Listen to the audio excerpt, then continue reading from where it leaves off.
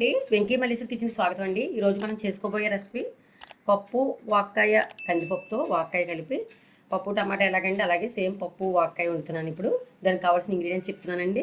100 గ్రాములు వాక్కాయలు తీసుకున్నానండి. దీనికి కావాల్సిన ఇంగ్రీడియంట్స్ చెప్తున్నాను. ఈ వాక్కాయలు శుభ్రంగా కడిగేసి పక్కన పెట్టుకున్నానండి. కొయ్యడం కూడా ఇప్పుడు చూపిస్తానండి, ఏ విధంగా కోస్తున్నాను, ఎలా వేసుకోవాలి. అవి కాయజాన అవి వేసుకోకూడదండి, నేను చూపిస్తాను ఇప్పుడు. దీనికి కావాల్సిన పదార్థాలు: 150 గ్రాములు కందిపప్పు తీసుకున్నానండి, 100 గ్రాములు వాక్కాయలు తీసుకున్నానండి, ఒక టమాటా తీసుకున్నానండి, మీడియం సైజ్ టమాటా ఒకటి, 4 పచ్చిమిర్చి తీసుకున్నానండి, 1 టేబుల్ స్పూన్ కారం తీసుకున్నానండి, 2 టేబుల్ స్పూన్ సాల్టు, 2 చిటికలు ఇంగువ తీసుకున్నానండి. చాలా బాగుంటుంది పప్పులోకి ఇది ఇంగువ వేసుకోవడం వల్ల.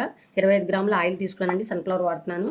1/2 టేబుల్ స్పూన్ పసుపు, 2 రెమ్మల కరివేపాకు తీసుకున్నానండి, కొద్దిగా కొత్తిమీర తీసుకున్నాను. దీనికి తాలింపు వేయాలండి. 5 ఎండుమిర్చి తీసుకున్నానండి. ఇవి తుంచుకోవాలి, చిన్నగా కట్ చేసుకోవాలి. 1/2 టేబుల్ స్పూన్ ఆవాలు, 1/2 టేబుల్ స్పూన్ మెంతులు, 1/2 టేబుల్ స్పూన్ జీలకర్ర, ఒక 10 ఎల్లుల్లి రెమ్మలు తీసుకున్నానండి. చాలా టేస్ట్ని ఇస్తాయండి ఎల్లుల్లి రెమ్మలు ఎక్కువ వేసుకోవడం వల్ల, టేస్ట్ని ఇస్తాయి.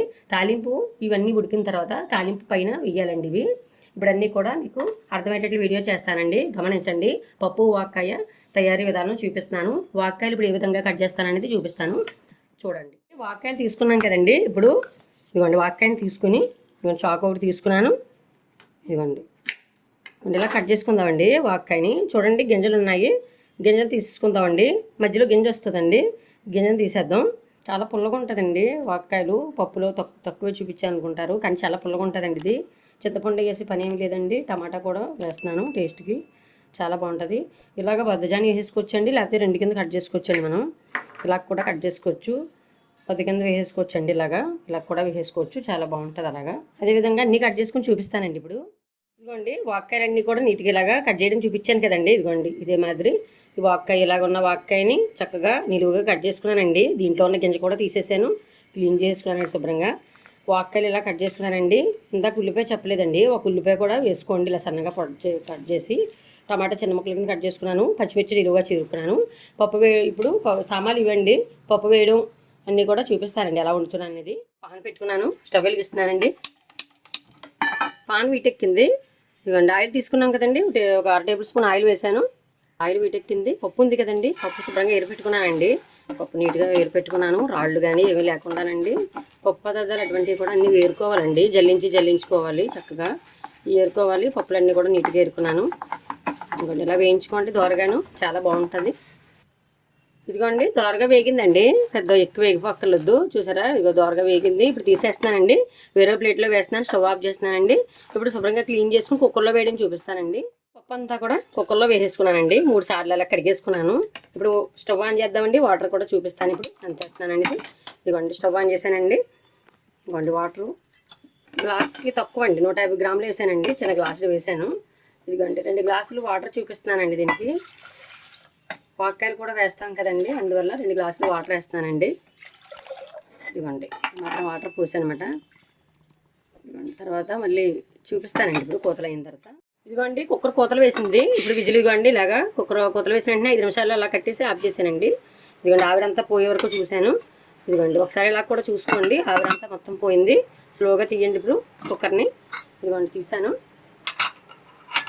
ఇదిగోండి ఒకసారి చూపిస్తాను. ఇదిగోండి చూసారా, మీరు కూడా ఇంకా ఉందండి.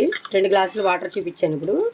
ఇదిగోండి 80% ఉడికిపోయిందండి మొత్తం అంతా కూడా. ఇలా ఉడకాలండి. ఇదిగోండి పెద్ద లేకుండా చక్కగా పలుకు, కొద్దిగా లైట్గా ఉంది. ఇది కూడా మొత్తం అయిపోతుందండి. ఇప్పుడు దీంట్లోకి ఇదిగోండి వాక్కాయలు క్లీన్ చేసుకున్నాం కదండి, ఇవి వేసేస్తున్నాను. ఇప్పుడు వేసుకోవాలండి, ఫస్టే పెట్టద్దు, ఎందుకంటే పులిపండి ఇవి బాగానే, దెబ్బకాయలాగా ఎక్కువ పులుపు ఉంటుంది. టమాటా వేసాను, ఉల్లిపాయ ముక్కలు, పచ్చిమిర్చి ఇవన్నీ వేసానండి. పసుపు కూడా వేస్తున్నాను. కారం తీసుకున్నాం కదండి, ఇది కూడా వేసేసాను. సాల్ట్ తీసుకున్నాం కదండి, సాల్ట్ కూడా వేసేసానండి. ఒకసారి కలుపుకుందామండి.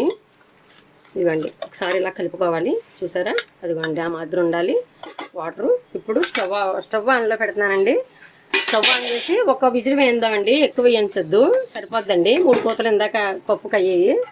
ఇదిగోండి పప్పు త్వరగా ఉడకడానికి 1 టేబుల్ స్పూన్ ఆయిల్ వేసుకోండి, చాలా బాగా ఉడుకుతుంది.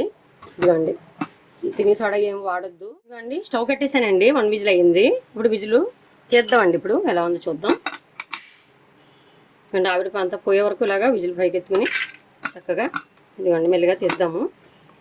చూసారా, ఇదిగోండి పప్పు అవి కూడా ఈక్వల్గా ఉడికాయండి.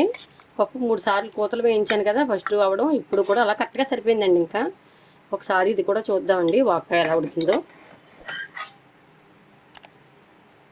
వాక్కాయ చూసారా ఇలా నొక్కు చూసుకోవాలండి. చూసారా చక్కగా ఇది కూడా ఈక్వల్గా ఉడికిపోయండి, మెత్తగా ఉన్నాయి అండి. ఒక పప్పు గుత్తి తీసుకున్నాను.